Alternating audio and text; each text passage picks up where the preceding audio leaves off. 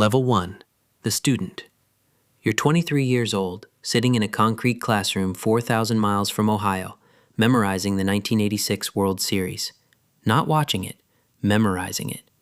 Bill Buckner, Game 6, the ball through the legs, the exact cadence an American man your age would use to bring it up in a bar, wounded and fond at the same time. Your instructor, a gray man called Anton who has never once smiled with his eyes, stops the tape and asks you what a Red Sox fan felt in that moment. You say, anger. Anton shakes his head. Heartbreak, he says. Anger is loud. Heartbreak buys the next round. Learn the difference or die in a filing cabinet. This is the program. You were selected at 19, quietly, out of a language academy, for a talent that isn't marksmanship or math. You forget yourself easily. Other trainees fight to keep their edges. You dissolve. The psychologists wrote a phrase in your file that you saw once, upside down, across a desk. Low identity adhesion. It was meant as praise. It will turn out to be the truest sentence anyone ever writes about you. For 3 years, America is your coursework. You eat with your left hand dead in your lap until it feels natural. You learn to find ranch dressing normal. You study sitcoms like Scripture, Cheers, then Seinfeld, until your sarcasm lands on the right eighth note. You practice small talk about lawn care, mortgage rates, the Browns, and you fail lawn care twice, because there is apparently a correct number of minutes to discuss grass, and it is longer than any reasonable person would guess. There are 5 others in your cohort, and you are forbidden to learn their real names, so you know them by their covers, which produces the surreal experience of playing cards every night with Brad from Tampa and Susan from Eugene, while all 7 of you speak English by regulation, even when you curse. One washes out in the 2nd year for a reason no one states. His chair is simply gone one morning, and Anton continues the lesson on regional grocery chains without pausing, and the lesson lands harder than any lecture on discipline ever could. You build your cover biography brick by brick. An orphan's paperwork from a county with a courthouse fire. A childhood in Toledo you can describe down to the smell of the creek behind the middle school, a creek you have never seen, a smell you invented and then rehearsed until the invention became a memory with a temperature. The graduation exercise is simple and terrible. You sit across from Anton and he interrogates the cover for 6 hours. Not the facts. He knows you know the facts. He hunts the seams, the half second where a man reaches for a memory instead of having one. At hour 5, he asks about your mother's hands, your fake mother, your Toledo mother, and without planning it, you hear yourself say that she had a burn scar on her wrist from a cookie sheet and that she was embarrassed by it in summer. Anton sits back. He caps his pen. That detail is in no file, he says. Where did it come from? You tell him the truth. You don't know. It was just there, the way real memories are just there. Anton looks at you for a long time with something that is almost worry, and then he stamps the folder, and 11 weeks later, a man named Daniel Weber, 26, orphan, quality control specialist, steps off a bus in Milwaukee, Wisconsin, with 2 suitcases and a heartbeat that belongs to somebody else. The instructions are the same ones every asset in your class received. Live the cover completely. Build depth. Do nothing. Wait for the signal, and check for it once a month, forever. Anton's last words to you weren't advice. They were a warning you mistook for encouragement. He said, "The danger for the others is that they'll be discovered. The danger for you is that you won't be." You didn't understand him. You will. Level 2. The neighbor.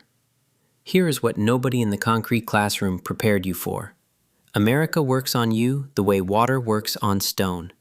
Not through argument, through repetition, through Tuesdays. Daniel Weber gets a job at a mid-sized insurance company auditing claims, and he is good at it because he was trained to notice inconsistencies by professionals with much higher stakes. He rents a duplex, then buys a small house on Hartwell Avenue with a 30-year mortgage, which strikes you as the single most confident document a country ever produced. Every month, per protocol, you check the signal. In the early years, it's a classified ad in a specific Sunday paper, a coded phrase about a boat for sale. Later, the protocol modernizes into a shared email account where messages are written and saved as drafts, never sent. Once a month you look. Once a month, nothing.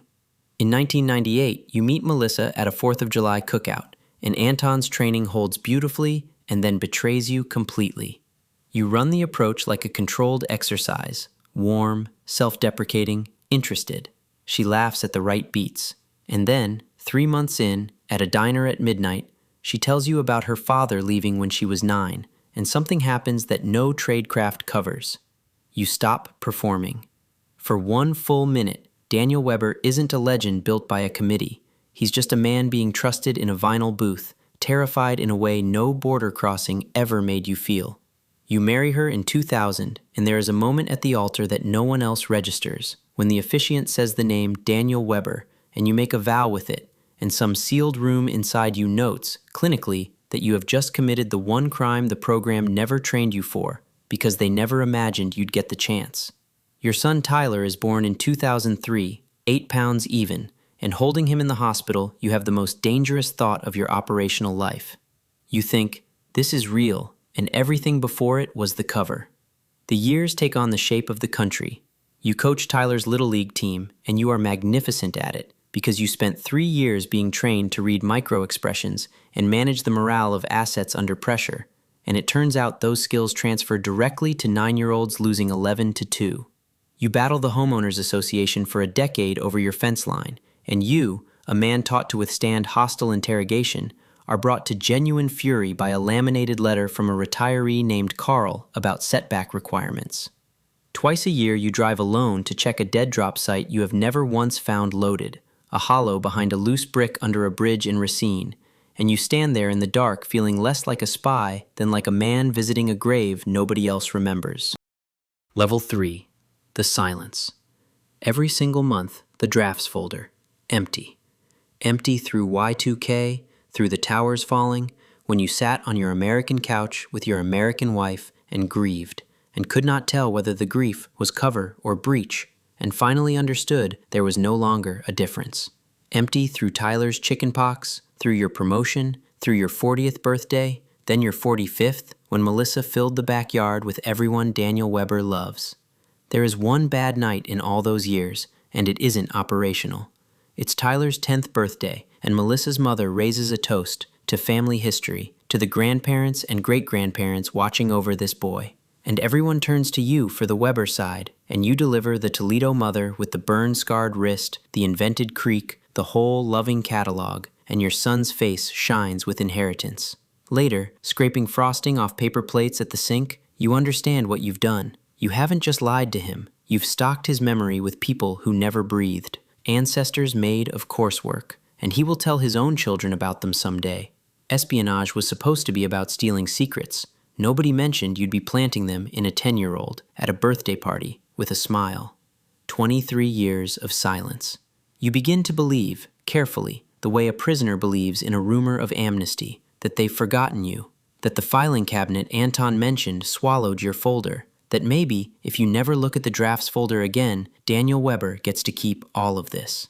You look anyway, on the first Sunday of every month, because that's the one command that got in beneath the skin. And on a Sunday in October, 24 years after Milwaukee, there is a draft in the folder. 6 words about confirming an order of winter tires.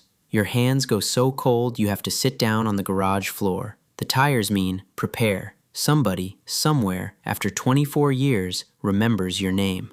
The real one. Level 4. The errand.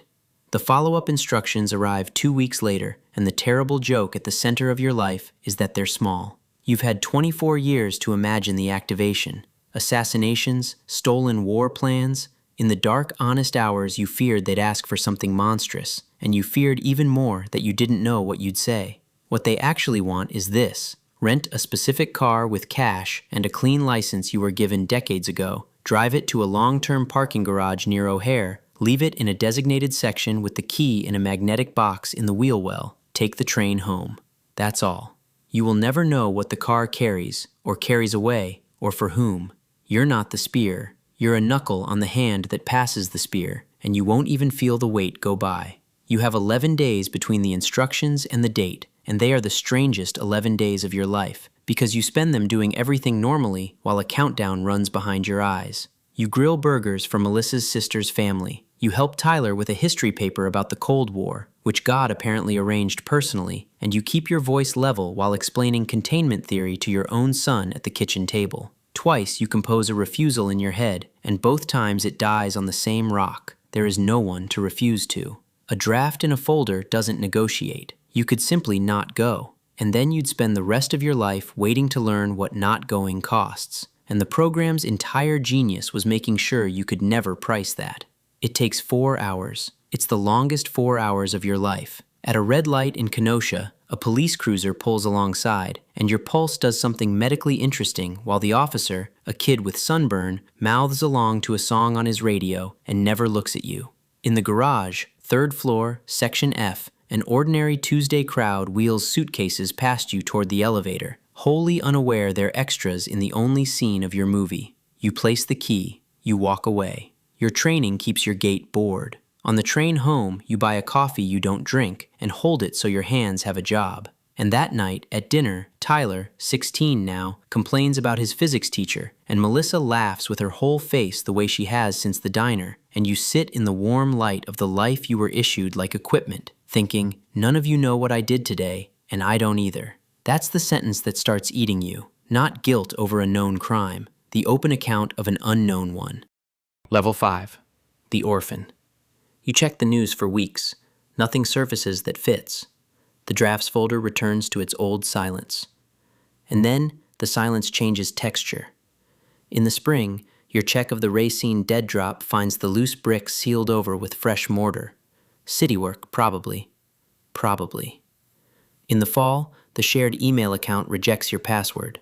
You sit at the library computer and try it 4 times with steady fingers, and it is simply gone, the way a phone number is gone, the way a country you left in 1995 is gone, and the men who ran you are retired or dead or purged in reorganizations you can only guess at from newspapers. You even look for Anton, in the only way a careful man can, searching public obituaries from a library terminal for a name you were never sure was real, and you find 3 men who might be him, and none you can mourn with any confidence. Anton, if he's alive, is past 80. There's no one to report to, no one to resign to, no one to confess to. Other men your age fantasize about disappearing from their obligations. You've achieved it, and it's a horror. You're a loaded instrument left in a field, and the army that loaded you has marched home, and the safest, sanest thing you can do is nothing, forever, which is conveniently also your specialty. You almost manage it. You get 4 more good years. Tyler graduates. Melissa opens the bakery she's talked about since the diner. Daniel Weber, by any measure a real man now, walks his dog and pays his taxes and sleeps almost well. Then, on a morning in March, at 6:40 a.m., there's a knock, and you know before you're out of bed. You've rehearsed this knock for 30 years. It's polite. It's patient. It has a warrant. Level 6. The knock. There are 11 of them, which feels excessive for one insurance auditor in a bathrobe, and they're almost courteous, which is worse than shouting. The FBI has known for 7 months. A defector on the far side of the world, monetizing the archives of a dead program, sold a list of names, and the 4th name was a ghost called Weber. They've been watching you coach nothing, plot nothing, and mow your lawn, and the surveillance logs, your lawyer later tells you, read like a parody. Subject visited hardware store. Subject attended son's graduation. Subject argued with neighbor, re-fence. The charges are real anyway. Acting as an unregistered agent of a foreign power. Fraud against the United States, decades of it, because Daniel Weber's every document is a forgery with a pension plan. The car in the garage surfaces in the indictment as an overt act, unspecified, and you learn in a courtroom that you'll never learn what you delivered. Melissa doesn't scream at the arraignment. That's the detail the true crime podcasts get wrong later. She sits in the 2nd row doing the thing you fell in love with, listening completely. And afterward, through glass, she asks the only question that was ever going to matter. 26 years, she says. The diner, the wedding, Tyler, all of it. Was any of it real?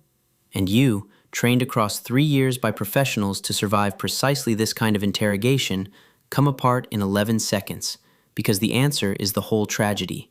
The answer is yes, it was all real. The name was fake and the life was real, and you'd trade the truth of every word you ever said to have it be the other way around. Because a con man can be forgiven for a performance.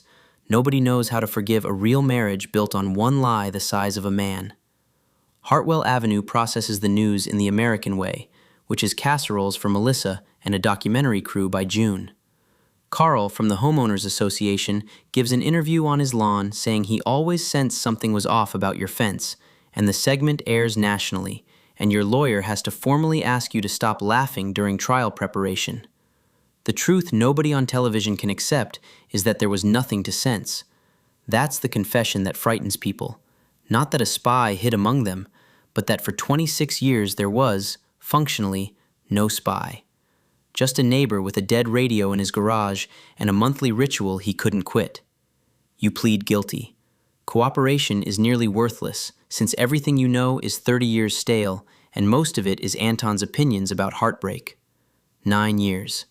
Tyler doesn't visit for the first 2, then arrives one Saturday with his mother's way of sitting still, and asks you to walk him through it from the beginning, from the concrete classroom, taking notes like the auditor's son he is.